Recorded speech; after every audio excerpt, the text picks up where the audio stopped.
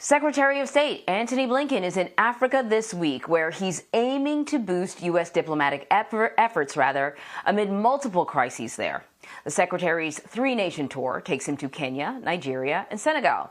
It's his first official visit to the continent, and he's hoping to emphasize the U.S. role in revitalizing democracies and combating the climate crisis there and advancing peace and security in countries including Ethiopia, Sudan, and Uganda, which are facing turmoil.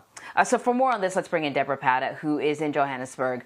So, Debora, he is going to countries that are stable, but the expectation is that the civil war that is unfolding in Ethiopia is likely to dominate a lot of his time there. Can we make that assumption?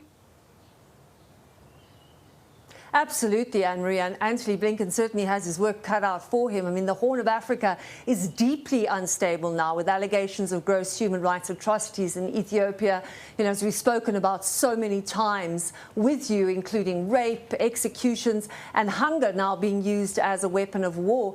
Blinken has warned that if the fighting continues on all sides, there's actually a very real risk of Ethiopia pulling apart. As you know, the U.S. has already applied pressure by suspending Ethiopia from duty-free access into the U.S. markets, and Blinken has defended that decision on this trip, saying the terms of that treaty are quite clear. A country that commits human rights abuses cannot benefit from it. Now, his first stop was in Kenya, where he held talks with President Uhuru Kenyatta, which a U.S. State Department official said primarily focused on marrying the different efforts to advance a peaceful resolution to the crisis in Ethiopia.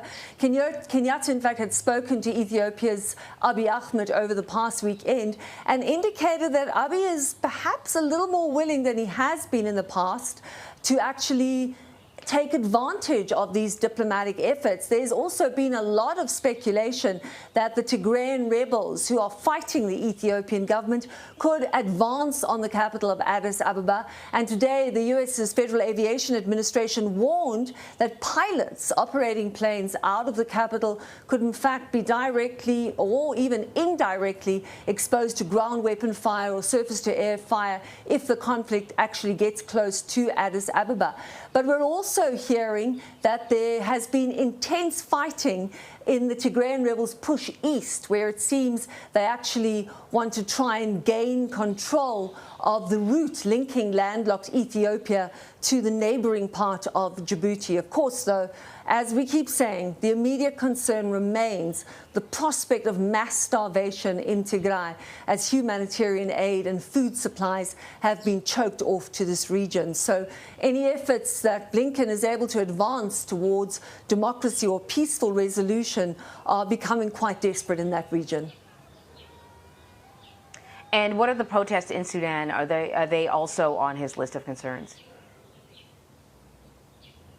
Well, Sudan, in fact, borders Ethiopia and is also extremely volatile, as you mentioned this moment. There's a real concern that democracy is backsliding in several parts of Africa, which, as you know, has seen a wave of military coups in recent months, like the one in Sudan, where that coup halted the democratic transition that followed the 2019 ouster of that country's longtime autocratic ruler, Omar al-Bashir. Now, since then, there have been numerous pro-democracy protests in the country, which have often been met with military violence, and the most recent being this week, in which the Sudanese Doctors Union say at least 14 people were killed when security forces opened fire on unarmed people who were protesting in the capital. Blinken has condemned the violence and reiterated calls to reinstate ousted Prime Minister Abdallah Hamdok. He's been very firm on this trip, saying the generals have to listen not only to the international community, but first and foremost to the people of Sudan, who've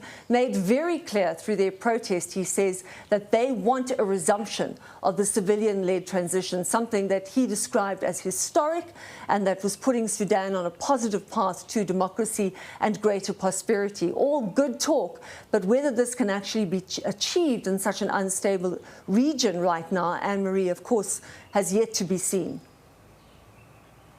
Yeah, so, of course, addressing the various hotspots on the continent, that's sort of one area of concern. But there are a whole list of other things that he's going to have to discuss. We mentioned climate change. There's also the growing influence of China on the continent. What else can we expect from this trip?